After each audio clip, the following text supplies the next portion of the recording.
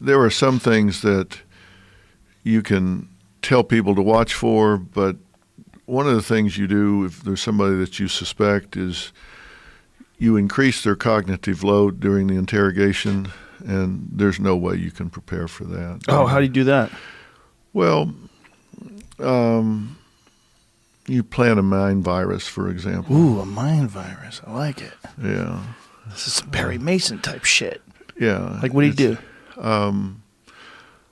Like, if Let's pretend some money's missing. Yeah. And, if I said to you, is there any reason somebody would have told me that they saw you near that cash box about the time it went missing?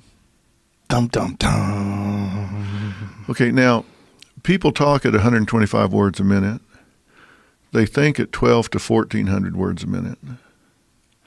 Now, if it takes you five seconds to tell me no, you took the money. Ooh.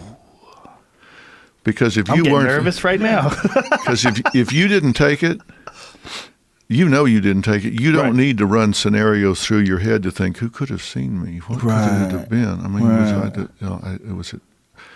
I didn't see anybody. Nobody could have seen me. But if you didn't do it, it doesn't take you 1 millisecond to say, absolutely not.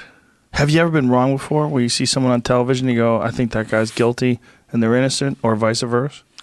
Oh, sure. Because if you really want to know for sure if somebody is guilty or innocent, you need to invest a lot of time. You need to get a baseline on what they normally look like, talk like, feel like. Mm-hmm.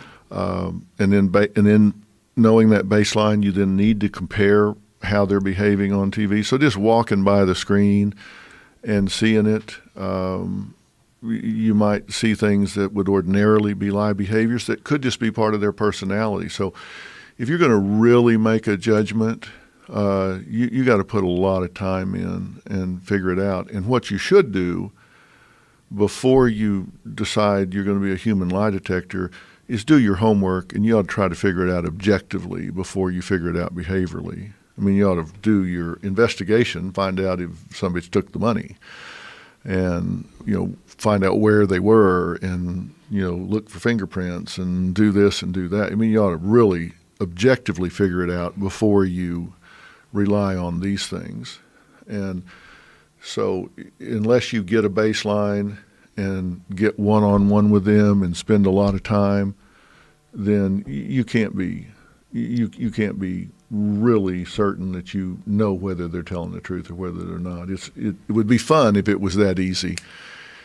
And now some people are pretty obvious. Yeah, I heard a cop once say that when people are guilty, they tend to plead and cry, and then when they're not guilty, they tend to get angry when they're accused. People that are wrongly accused are generally irate from the beginning till the end. I mean, every case is different, but if you're wrongly accused, that person is going to be pissed off from the minute you accuse them till the end, because it's like they're self-righteous. Like, I didn't do this, and you're saying I did, and screw you. Yeah. And they don't take a step back. And when you see people, they do these convincing statements, and they're pleading for you to believe them, and then anytime somebody says, now, in all honesty, usually the next thing out of their mouth's a lie. Like they say to you, now, Joe, honestly, as opposed to everything else you've been telling me, right. I mean, why are we're bracketing this one out as honest? Right. Or if they invoke the deity. Oh. I swear to witness. God. Yeah. God as my witness. Mm. And, I don't know whether I have not done what I said you need to do with Jussie Smollett, but I do know when he went to the set at Fox, he said, you all know me. I swear to God, I didn't do this. Mm. And, I mean, there were like 3 or 4 of those kind of statements in like 2 or 3 sentences there. Well, my favorite one was he's on stage. He called himself the gay Tupac. That's enough for me. That's a little narcissistic. It's a strange thing, though. Like, there was another one today. A guy lit his house on fire. I think